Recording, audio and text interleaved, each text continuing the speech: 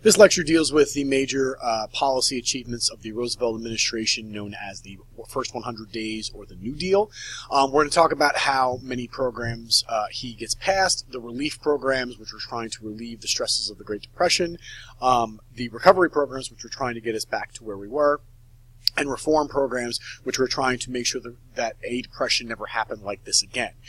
He sends 15 proposals to Congress between those first 100 days of March of 33 to June of 33, and Congress adopts all of them. And Congress and the President, both under Democratic control, were going to try anything reasonable to overcome the stresses of the Great Depression.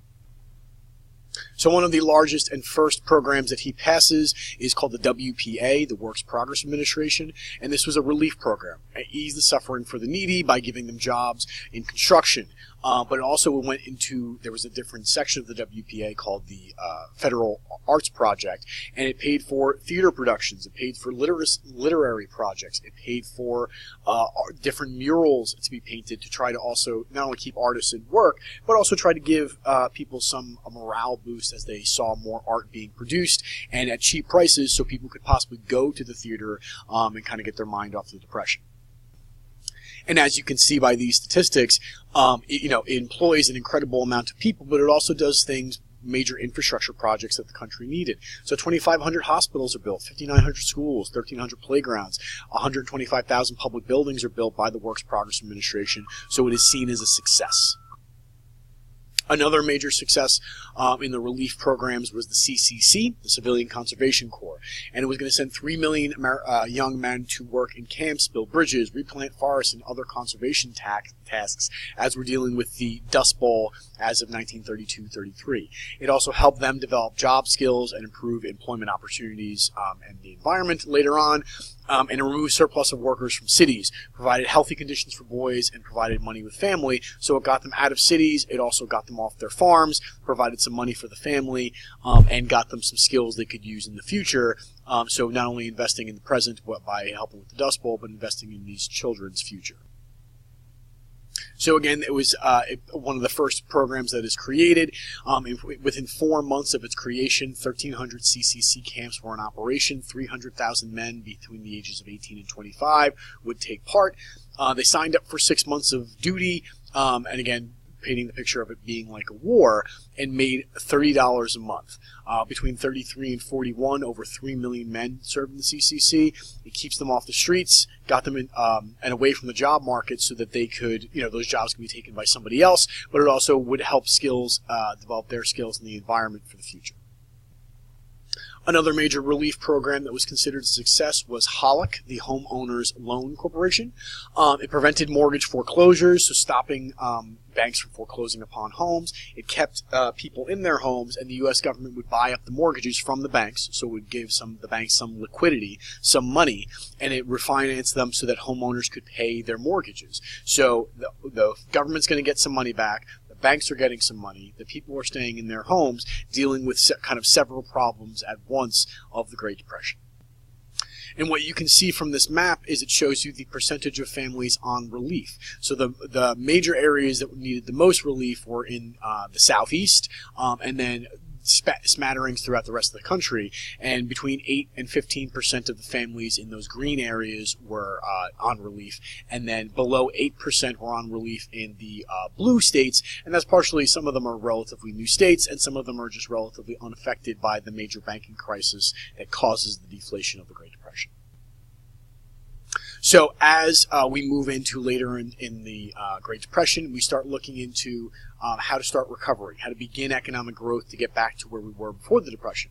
And the National Industrial Recovery Act, the NIRA, also called just the National Recovery Act, it created the NRA to enforce codes of fair competition and also created minimum wages. So they wanted to make sure that there was fair competition between businesses, minimum wages, and prevent collective bargaining from workers. So we start to see some unions getting support from the federal government, really for one of the first times in American history.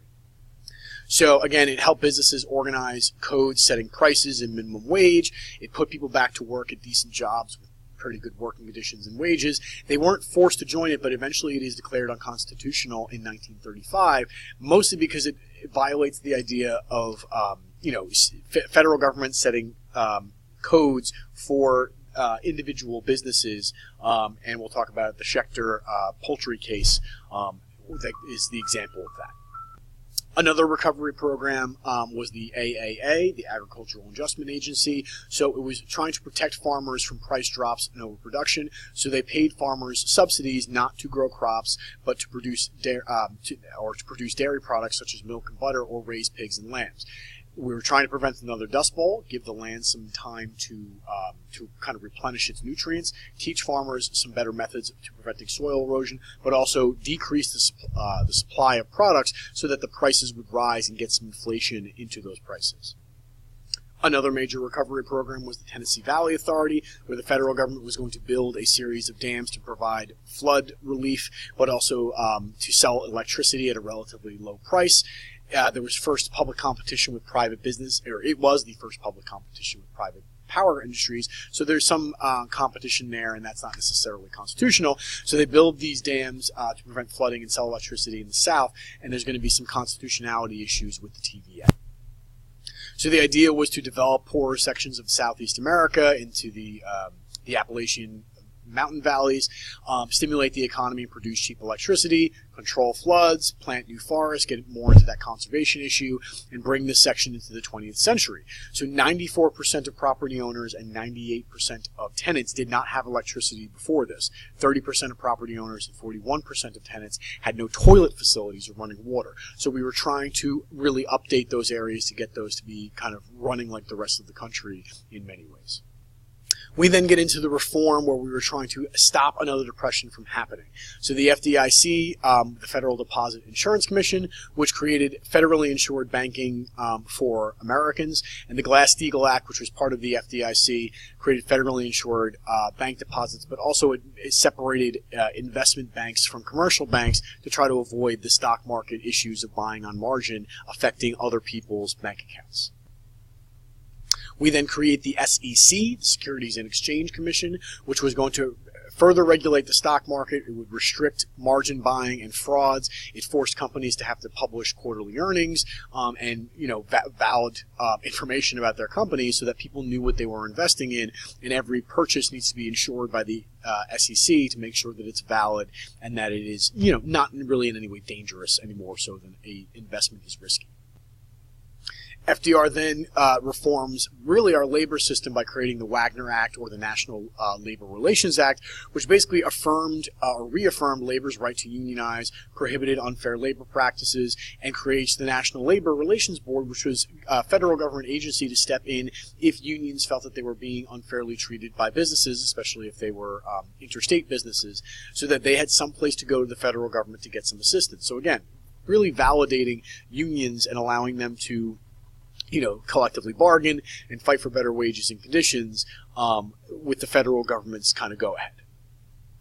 And last but not least, one of the biggest reform programs we see from the New Deal is the Social Security Act, and it gave retirement or established retirement pensions for people 65 years or older by a tax on wages paid equally by the employee and the employer. And it was old age insurance. It was supposed to protect Americans who were unable to support themselves because they could no longer work. It was unemployment compensation also came along with that. And if people were disabled or widows or children could also receive some assistance. And this was really a response from people trying to call FDR out for not doing enough. So Dr. Francis Townshend kind of establishes a Social Security type of organization in California, and this is a continuation of that.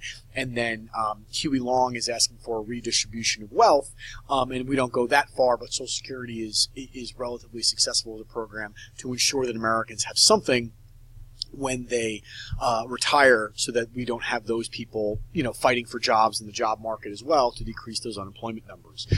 So this wraps up our discussion of the major New Deal policies, and we'll talk about criticisms of these policies and some issues they run into later on.